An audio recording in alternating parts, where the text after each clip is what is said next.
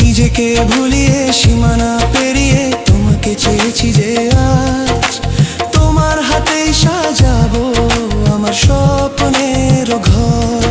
আমি তোমার প্রেমে পড়ে দুনিয়া ভুলে গেছি, তোমার ওই মায়াবী হাসি আমি দেখতে ভালোবাসি।